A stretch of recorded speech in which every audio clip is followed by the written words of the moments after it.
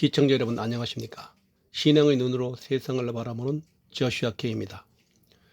오늘은 현실에서 찾는 하나님의 섭리 그 네 번째 시간으로 현대사회에서 국가의 통제력을 넘어서는 기업 권력의 부상, 특히 일론 머스크와 그의 기술력이 현대전의 양상을 어떻게 뒤바꾸는지를 다뤄보도록 하겠습니다. 그 주요 내용을 세 가지 핵심 포인트로 요약해 드리겠습니다. 첫 번째로 전장의 판도를 바꾼 스타링크. 일론 머스크가 현대전의 핵심 인물로 부상한 결정적 계기는 스페이스X의 위성 인터넷 서비스인 스타링크입니다. 통신 주권의 장악. 우크라이나 전쟁 초기에 러시아의 공격으로 국가 통신망이 마비되었을 때 스타링크는 유일한 교전 및 소통 수단이 되었습니다. 드론 전쟁의 핵심.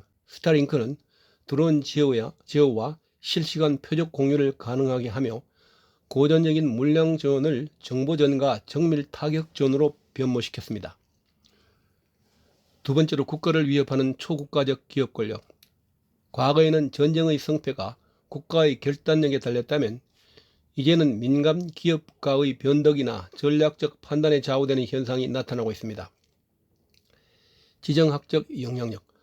머스크는 대만 문제나 우크라이나 러시아 협상안에 대해 자신의 견해를 밝히며 일개의 기업인을 넘어 외교관이나 국가 수반에 가까운 영향력을 행사합니다. 통제불능의 권력. 특정 지역의 스타링크 서비스를 일방적으로 제한하거나 차단할 수 있는 권한이 머스크 개인에게 집중되어 있어 미국 국방부조차 그에게 의존해야 하는 기현상이 발생했습니다. 세 번째로 기술봉건주의인 테크노퓨더리즘의 도래. 전문가들은 이를 기술봉건주의 혹은 빅테크의 국가화로 진단합니다. 대치의 불가능성, 로켓 발사 기술, 스페이스X, 인공지능, XAI, 통신 인프라 등 국가 안보의 필수 요소를 한 개인이 독점하면서 국가가 기업을 규제하는 것이 아니라 기업이 국가의 정책 방향을 가이드하는 구조가 되어버렸습니다. 현대전의 새로운 신. 총칼보다 강력한 데이터와 연결망을 쥐고 있는 머스크가 현대전의 승패를 결정짓는 보이지 않는 손이 되었다는 평가입니다. 이를 요약하자면 일론 머스크는 스타링크라는 독보적인 인프라를 통해 국가의 전유물이었던 전쟁 수행 능력을 장악했으며 이로 인해 민간 기업이 국가 권력을 압도하는 새로운 시대가 열렸음을 시사합니다.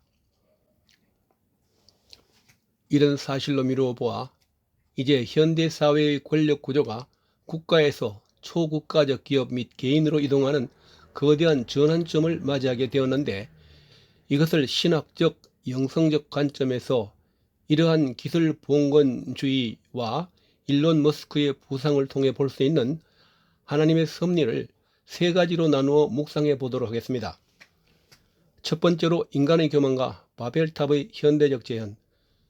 일론 머스크가 추구한 스타링크와 화성 탐사 계획은 창세기에 등장하는 바벨탑 사건을 연상시킵니다. 인류는 기술을 통해 하늘에 닿으려 하고 국가라는 기존의 질서를 넘어 신적 통제력을 가지려 합니다. 이것을 섭리적 관점에서 보면 하나님은 인간의 지혜와 기술 발전을 허용하시지만 그것이 한 개인에게 집중되어 하나님 노릇을 하게 될 때 인간의 유연함을 깨닫게 하시려는 섭리가 있습니다. 이로부터 교훈을 생각해 보면 이것은 아무리 강력한 위성망을 가진 개인이라 할지라도 결국 생사화복을 주관하시는 분은 창조주이심을 기억하게 하시는 겸손의 요청으로 해석할 수 있습니다. 두 번째로 권세들에 대한 영적 분별력. 성경은 단순히 눈에 보이는 통치자들 뿐만 아니라 세상을 움직이는 통치자들과 권세들, 에베소서 6장 12절에 대해 말합니다. 과거에는 이것이 정치적 왕권이었다면 오늘날에는 기술 자본이라는 새로운 권세로 나타나고 있습니다. 이것을 섭리적 관점에 분석해 보면 특정 개인이 전쟁의 승패를 결정짓는 보이지 않는 손이 되었다는 사실은 인류의 평화가 인간의 시스템, 국가나 기업에 있지 않음을 역설적으로 보여줍니다. 이것으로부터의 교훈은 세상의 시스템이 고도화될수록 그리스도인들은 기술이 주는 편리함 이면의 영적 통제력을 분별하고 오직 하나님의 공의만이 영원한 안전 보장임을 신뢰해야 한다는 것입니다. 세 번째로, 고난의 현장 속에서 사용되는 일반은총. 머스크의 의도가 무엇이든 전쟁터에서 스타링크가 고립된 이들의 소통 수단이 되고 생명을 구하는 도구로 쓰였다는 점은 일반 은총의 측면에서 볼 수 있습니다. 이것을 섭리적 관점에서 보면 하나님은 때로 세속적인 인물이나 기업의 야망을 통해서도 역사의 물주기를 바꾸시며 고통받는 자들에게 필요한 기술적 인프라를 공급하시기도 합니다. 이것으로부터의 교훈은 기술을 통한 권력의 독점은 위험하지만 그 기술 자체가 가진 연결의 힘은 복음 전파와 인류 구호의 새로운 도구가 될 수 있습니다. 하나님은 인간의 야심조차 당신의 도구로 선용할 수 있는 분이십니다. 결론적으로 일론 머스크와 같은 인물의 부상은 우리에게 누가 진정한 역사의 주관자인가를 묻게 합니다. 기술이 국가를 압도하는 시대일수록 변하지 않는 하나님의 통치를 바라보는 믿음의 시각이 더욱 절실해 보입니다. 사랑하는 시청자 여러분, 오늘 우리는 인간이 세운 탑이 하늘에 닿으려 했던 바벨탑의 비극이 현대의 첨단 기술이라는 이름으로 재현되는 종말의 시대를 살고 있습니다.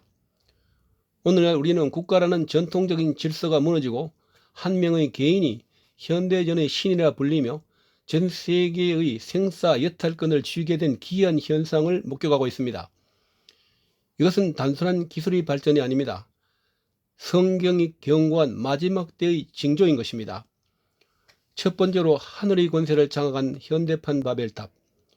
성경은 공중의 권세 잡은 자들에 대해 경고합니다. 지금 보십시오. 수만 개의 위성이 하늘을 덮고 한 사람의 손가락 끝에 전쟁의 승패가 갈리며 한나라의 통신이 끊기고 이어집니다. 인간이 만든 스타링크라는 그물망이 지구 전체를 촘촘히 옭아매고 있습니다. 과거에는 하나님만이 하실 수 있었던 하늘에서 내려다보며 세상을 통제하는 권능을 이제는 일개 기업가가 흉내내고 있습니다. 이것이 바로 하나님 앞에서 인간이 하나님처럼 되려고 하는 교만의 극치로 보일 수가 있습니다. 두 번째로, 국가를 넘어선 짐승의 통치. 우리는 지금껏 보지 못한 새로운 권력의 등장을 보고 있습니다. 투표로 뽑힌 지도자도 주권을 가진 국가도 감히 거역할 수 없는 기업이라는 이름의 거대한 권력의 우두머리가 나타났습니다. 전쟁터의 드론을 멈추게 하고 한 국가의 외교 노선을 강요하며 인공지능과 로켓으로 인류의 미래를 설계하겠다고 호언장담하는 이 자신감을 보십시오. 우리는 이것을 통해서 마지막 때 세상의 모든 민족과 방언을 다스리려고 하는 적그리스도의 형상을 엿볼 수 있습니다. 세 번째로, 기술이라는 우상 옆에 무릎 꿇은 인류.